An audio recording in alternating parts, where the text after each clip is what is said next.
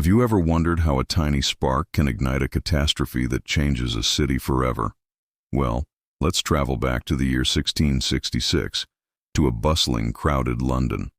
The city was a maze of narrow streets, lined with timber-framed houses packed tightly together.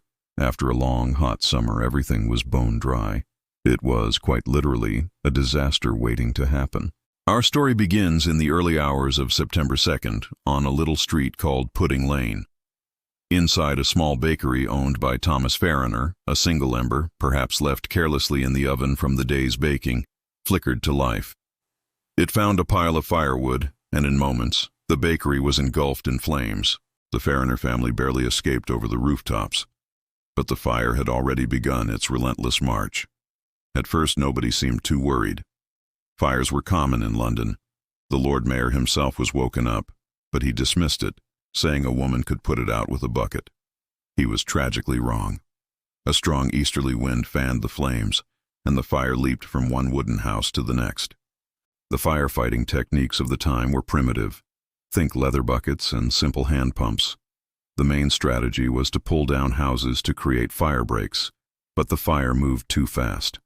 For 4 terrifying days and nights, the inferno raged. It consumed everything in its path.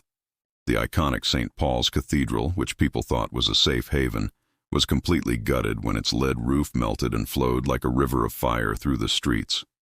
People fled in panic, trying to save their families and whatever belongings they could carry, crowding onto boats on the River Thames to escape the suffocating smoke and heat. When the winds finally died down and the flames were brought under control, the devastation was staggering.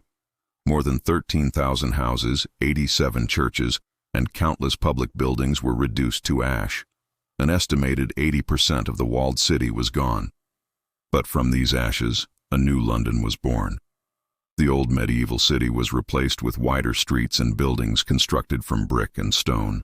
New building regulations were introduced, and a more modern, safer city began to take shape. The Great Fire of London was a tragedy, but it also became a catalyst for rebirth, forever changing the face of one of the world's greatest cities. Thanks so much for watching. If you found this piece of history as fascinating as I do, please hit that like button and subscribe for more stories from the past. See you next time.